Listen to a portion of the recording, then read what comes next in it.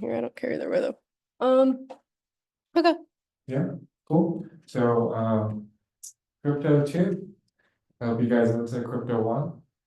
If not, well, we won't cover crypto 1 again, but you feel free to peruse those slides. Those are on the SIGPwny website.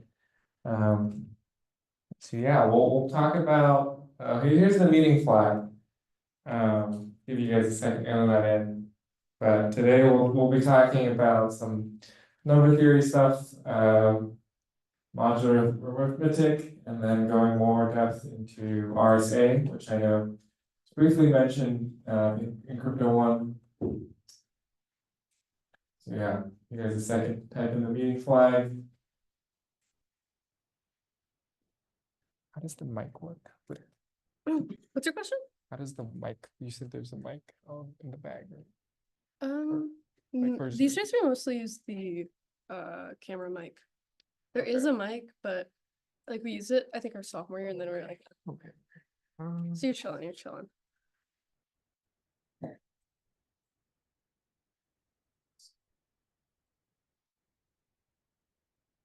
All right, let's just move on. So yeah, this is the overview. I think Emma will talk about Chinese familiar theorem now. Yeah.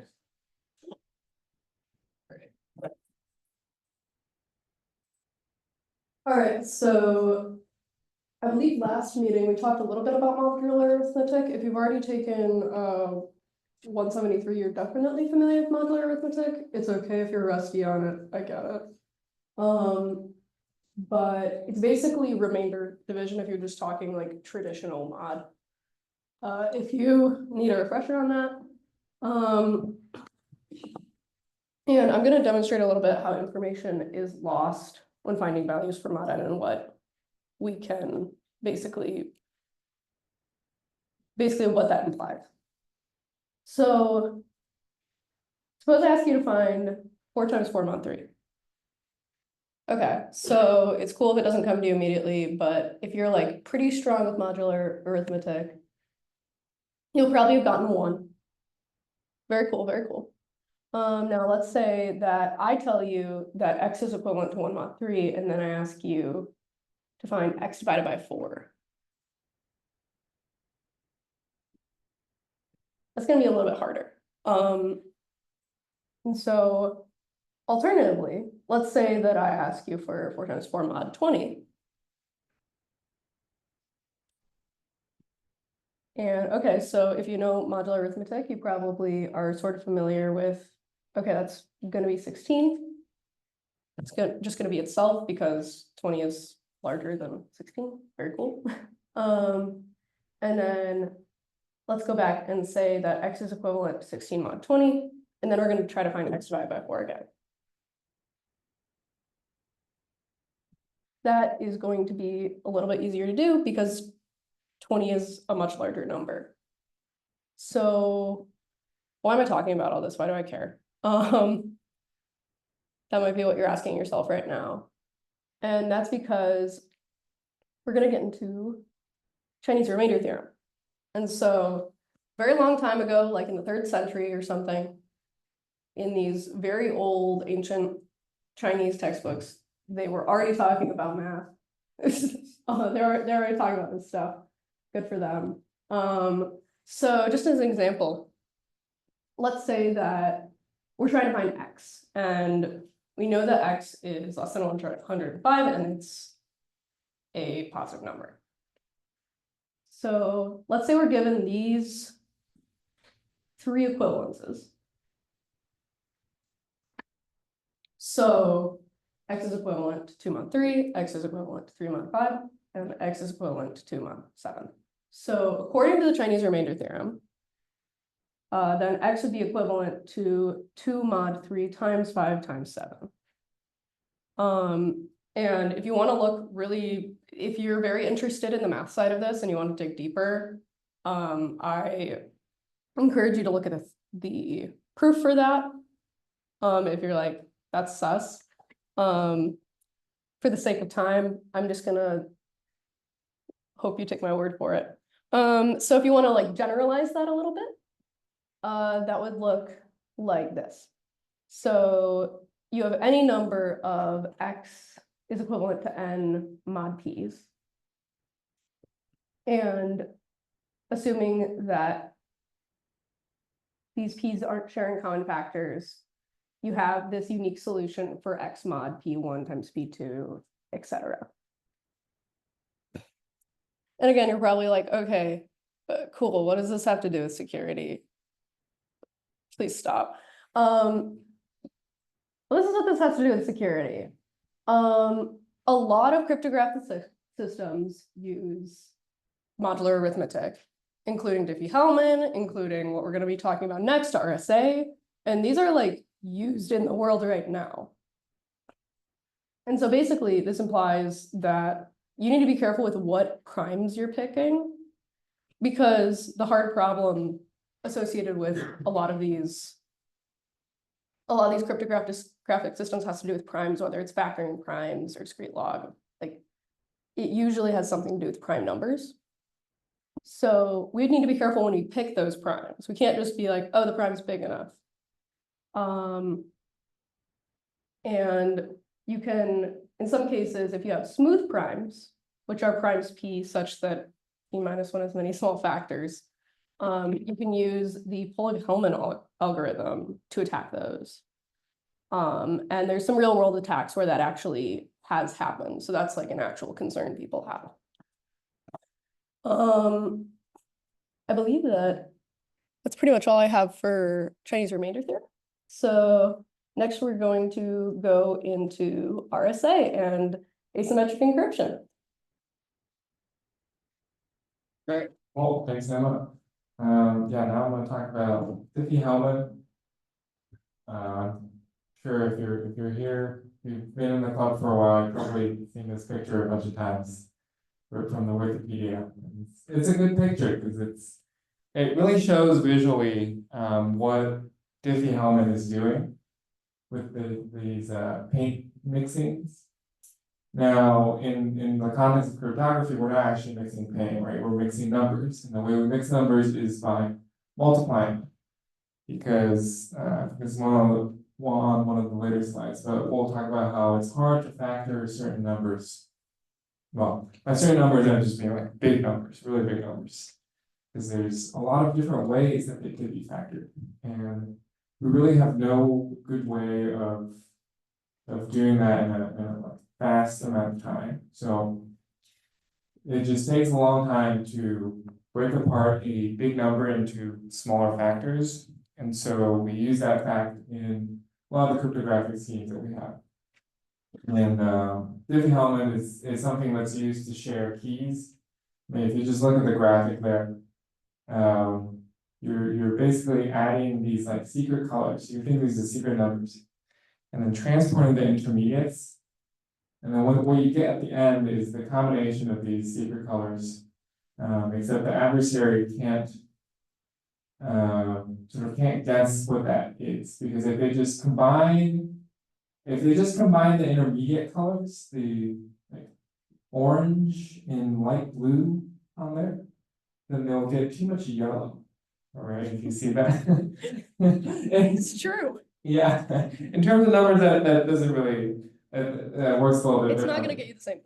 Yeah, it'll be a little different, but similar sort of gist. So okay, so yeah, the public key or Diffie-Hellman is a way for parties to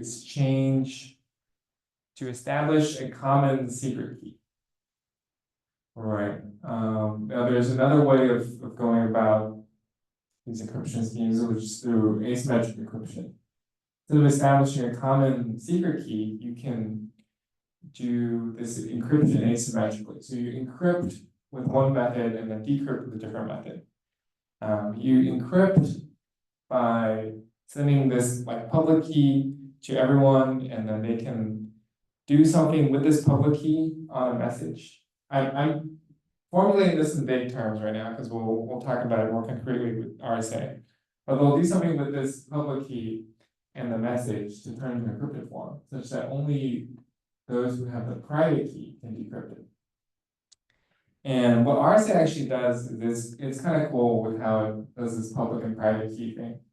The public and private key are sort of inverses of each other. Under this modular, the totient of some number.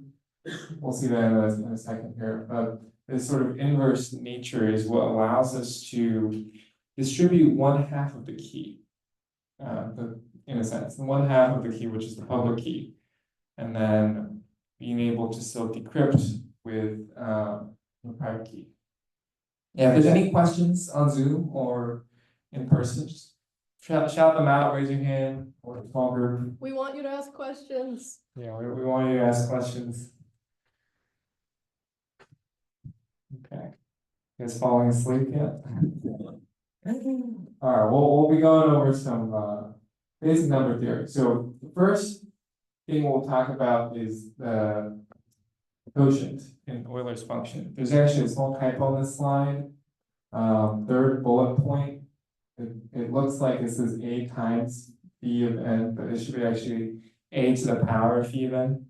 It's a small typo, don't worry about it. So we define this function, quotient function, has these properties, yada yada. Kind of boring. If I just gave you this function, it might feel kind of arbitrary. Why are we even dealing with this function? But it has this really cool property that if you do a to the power of phi of n, that's congruent to 1 modulo n. So what that basically means is if you take any number, any a, and you raise it to this power, this like phi of n, which is, you know, some number that's smaller than n, but it varies based on n, right? And you take that modulo n, you get 1. So you can imagine one is the identity in multiplication, right? You multiply anything by 1, you get that number again. So this really cool property is what lets us build the inverses that RSA relies on. Okay. This is a You little. don't like my activity? Oh, right, sure. We'll go through this. 7 to 7. Anyone? 49. Perfect. 20, 48, and 3. Might take you a second, but it's okay. I think it's doable in your head. 6, 1, 4, 4. Yeah, that sounds right. Yes. Factors of 49. Okay. This one should be pretty easy. It's on the slide up there.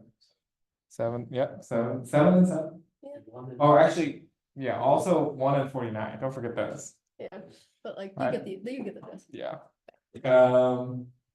Factors of 61, 44. That's pretty easy too. Yes. 3072. 3072. So There's a lot. there's a lot, right? Because 2048 is what, like 2 to the 11 or something. So there could be a lot of Yeah. yeah. I mean, we're writing all them out right here, but One more? one more. Okay. So this is hard. Factoring this. It scales a lot differently. It's hard for computers too. It's divisible by 3. How do you know that? So if you add up all the digits, it's Mhm. divisible by 3. If you add up all the digits divisible by 3, yeah, that's a good trick. Fancy trick. That is a Fancy good trick. So this is not a prime number, right? It's not, no. Okay, so this is the hard problem that we're relying on in RSA is factoring. Factoring is hard. Multiplication is easy. Not for humans. I guess if I told you to multiply like 2 10-digit numbers in your head, it'd still be kind of hard. But for computers, it's relatively easy. So with RSA, what we do is we generate these 2 big prime numbers, P and Q. Multiply them together to get n, which is a composite number. And then we use this fact that phi of n is equal to this formula, p minus 1 times q minus 1. You don't have to know why this is true. There's a lot of math proving this is all correct. But honestly, math's kind of boring. So we're gonna focus on what's important here, which is that it's hard to compute phi of n if you don't know p and q. Why is this? Because really the only way to compute phi of n is either to count 1, 2, 3, 4, all the way up to n and check which of those are factors of n. Or you like use this formula by factoring n. And both of those are very slow. You basically have to go through all the numbers from 1 up to n. Right? If n is a, let's say a 128-bit number, it can range from 0 to 2 to the 128. That's a lot of possibilities to go through. So there's no good way of figuring out phi of n without a lot of time. Without spending a lot of time. Unless you know p and q ahead of time. Okay, so now we'll define this RSA cryptos and stuff. I know there's a lot of text on the slide here, but try to go through it. We're gonna get you Yeah, there. we're gonna get you there. We're gonna walk you through. So first of all, you define this public exponent. So public exponent, you can think of that as the public key. It's fixed in a lot of cases because it doesn't really matter what this is. Now there's some properties that you want this E to have. There's a reason it's 2 to the 16 plus 1 or 2 to the some power plus 1 that I won't get into today, but just know that E can be anything, and for a lot of systems it's just fixed at some number. And this is the public key. And then to generate the private key, you generate these two big prime numbers, P and Q, and then you multiply n. And n is also part of the public key, but n now varies, right? Every time you generate different P and Qs, you'll get different n's. This n, you can think of this n as defining the space of numbers, if you will, that we're operating on. It's all the numbers modulo n. Okay. And then you calculate phi of n, and that's the private key, because remember that's, well, actually phi of n isn't quite the private key. D is the private key, but phi of n is used to calculate the private key. And phi of n, remember from the previous slide, you can't find that out unless you know p. Okay, so if you know phi of n, you can compute d such that E times D is modularly congruent to 1 mod phi. Now this seems really arbitrary. You might be like, what? Why the hell are we finding this? E times D is congruent to 1. Well, what that really means is E and D are inverses. Right? D is an inverse of E, because when you multiply them together, you get back the identity, which is 1. Modulo phi. Now this is important because if we go back to this slide, here, I'm actually just gonna fix that right No, now. it's chill. Kind of odd. Oh yeah.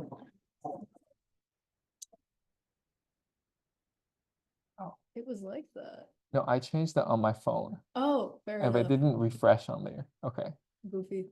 that's fine. Fixed it. This a to the phi of n is congruent to 1.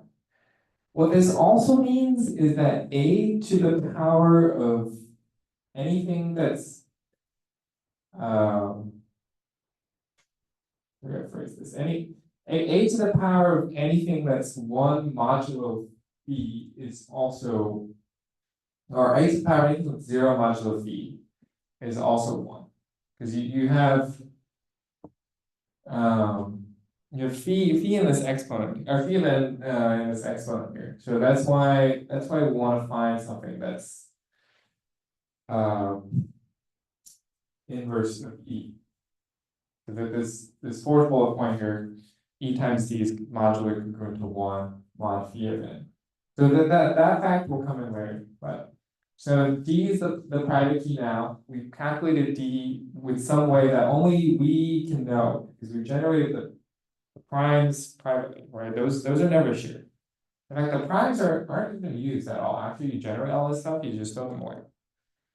Okay.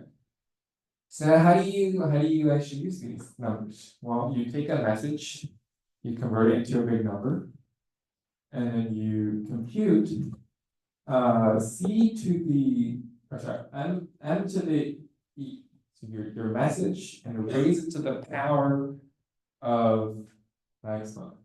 Now you might think this is gonna be a massive number, and it is. But what you do is you take that number modulo n. And suddenly it's not that massive anymore. It's still big, but it can fit in something that a computer can handle. And then Alice will just take that encrypted message and then raise it to the power of the decryption key. D. Okay.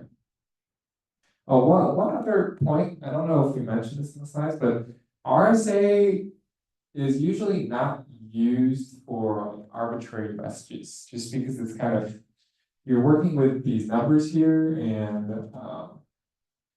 the numbers, it's usually used to exchange a symmetric key for something like AES or some other symmetric encryption algorithm. That way, because it's easier for RSA to work with these like known fixed values rather than like arbitrary values, just because that's more complicated. And usually, if you have arbitrarily long values, you have to break them up into chunks and like encrypt each chunk separately, which is kind of a pain. Okay, so correctness. How do we know that this is how you're going to get back the original message? Well, you have this fact that E times D is congruent to 1 mod the event. So yeah, we kind of just took these slides from Anakin's slides last year. So he explains it a little bit differently than I would like them, but Anakin's a math teacher. yeah, he's a math PhD, so he's pretty smart, smarter than me. So sometimes I need to like dumb this down to my own level. So you take the ciphertext, you raise it to the D, you expand it out. I'm looking at the last line there. You work that out, and then you get this m to the ed is congruent to m to the 1 plus k times u then. And that's true because we said that ed is congruent to 1 mod u then. And then you work that out and you see that everything just cancels because remember from the fact m to the phi of n is just 1. And 1 to any power is 1 again.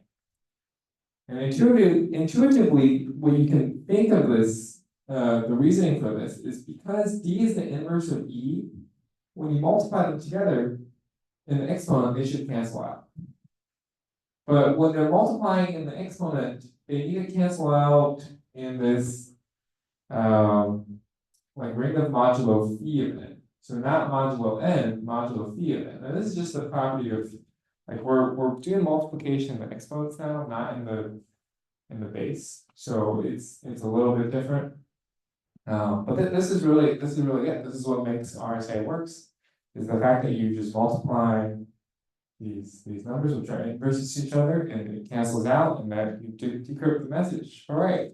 If this went over your head, I promise you can still solve crypto challenges. It's just if you're interested in understanding why it's correct or you have doubts, it's good to have an idea of how this stuff works. Yeah. You don't need to understand how. Well, you can always refer to the slides if you're lost in the math. Math is very. It can be a lot. Yeah, it can be a lot. Okay, so now let's talk about attacks on RSA. So actually, before I go there, can anyone think of any attacks on RSA? Without looking at the slides, if you already peeked at those, just like any ideas. Yes. Make everyone generate the wrong keys.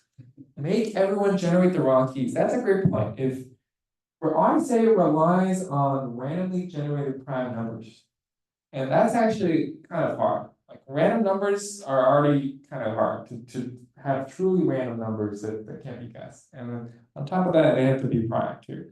So those are two like hard problems, and it's very easy to fuck those up if you're if your implementation is sort of naive. Don't Yeah. roll your own crypto. Gaslight them into choosing 2 as a prime.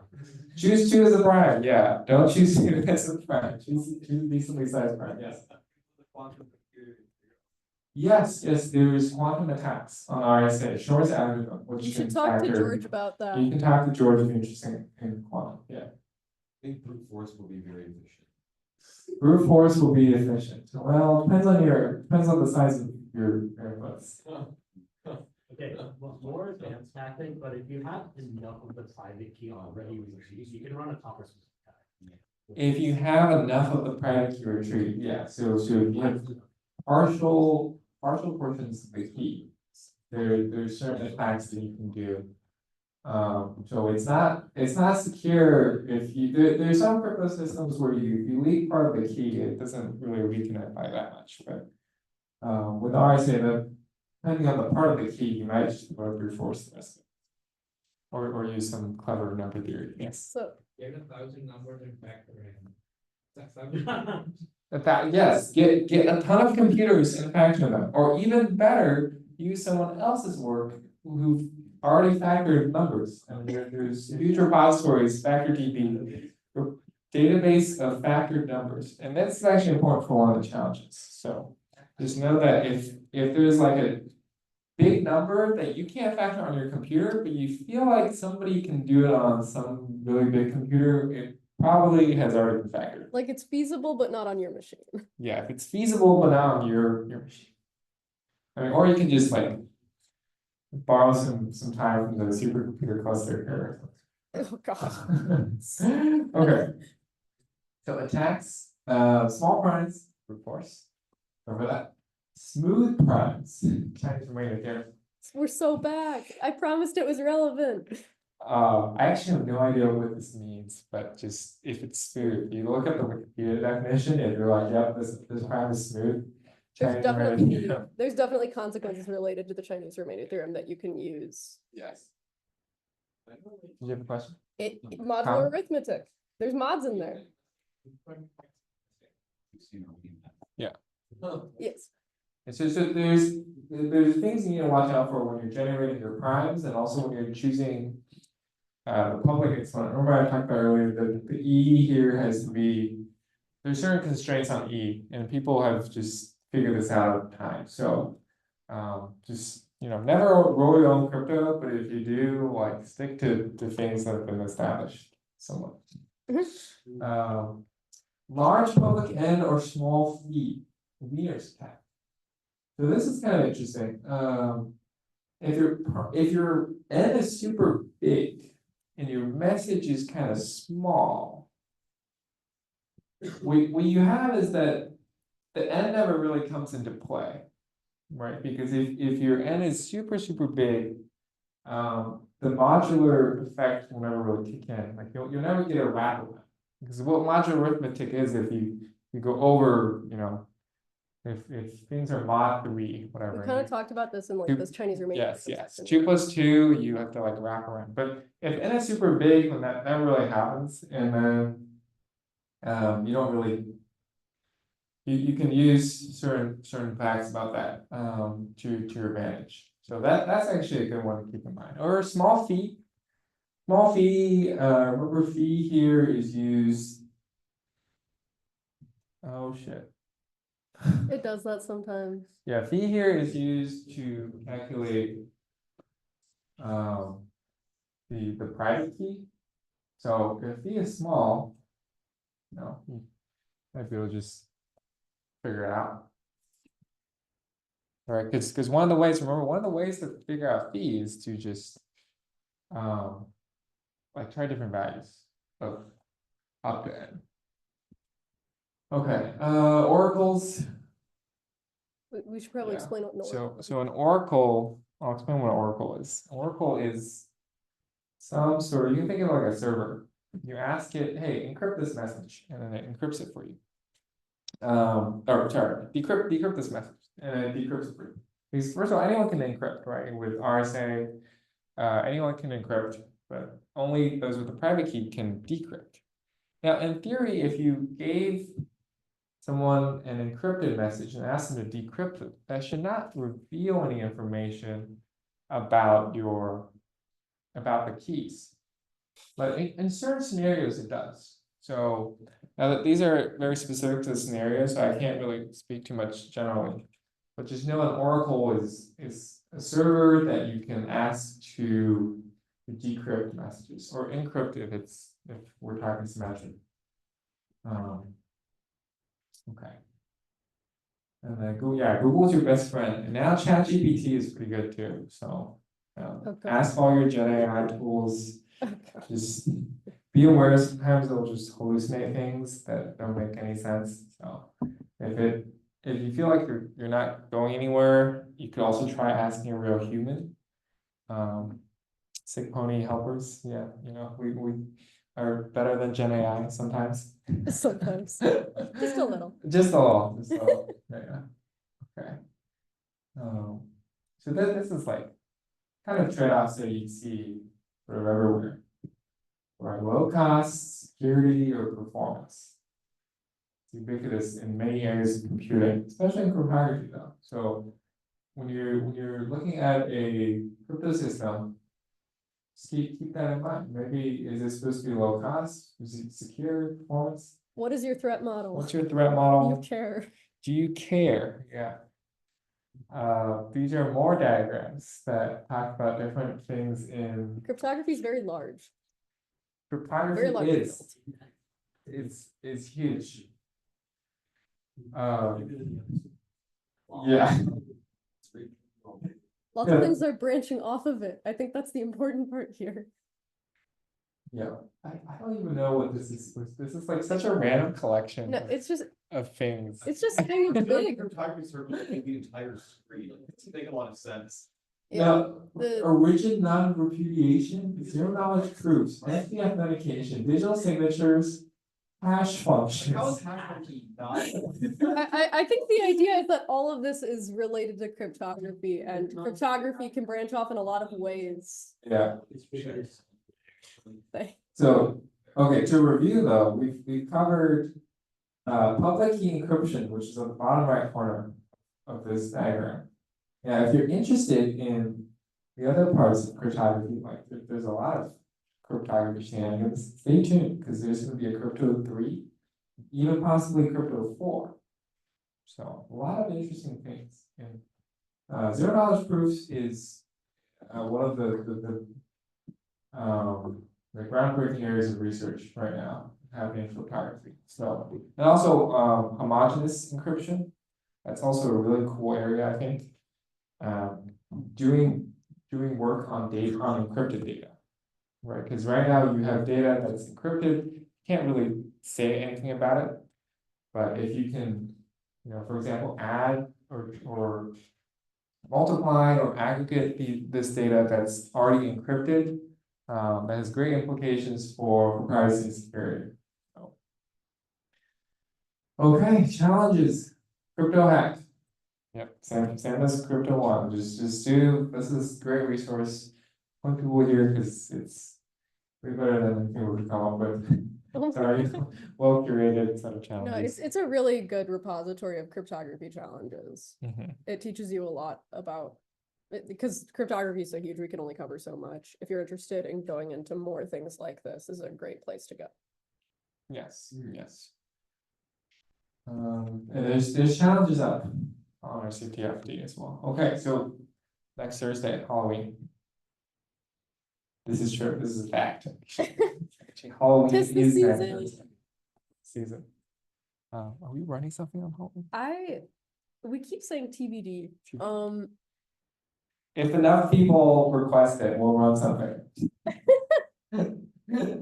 Otherwise, go party, drink responsibly. Actually, you guys probably already partied this weekend. That's okay. Next Sunday, we'll talk about Pwn 2. This is also very cool. Actually, I think Pwn is even cooler, but I'm gonna be a little biased. Slide. What? People keep saying code is really cool. I want to get to this slide. And they're not wrong. Crypto's cool too, though. And you should do what you're interested in. This is true. Crypto is also very cool. Yeah, I'm in agreement with you. Okay, yeah, thank you guys all for coming. Here's the meeting flag again, and check out the challenges. There's a few on the CTFD. Feel free to come up with questions. Yeah, Thank which you. ones you set up some, you put some crypto challenges up Yeah. on there. Which ones did you put up first? I put up like 4 RSA ones. What are they called? They're under crypto too. Okay, cool. Yeah. Yeah. Yeah. So along with crypto hack, check those out. They're like a separate section on CTLD. Cool. All right, thank you guys on Zoom for coming.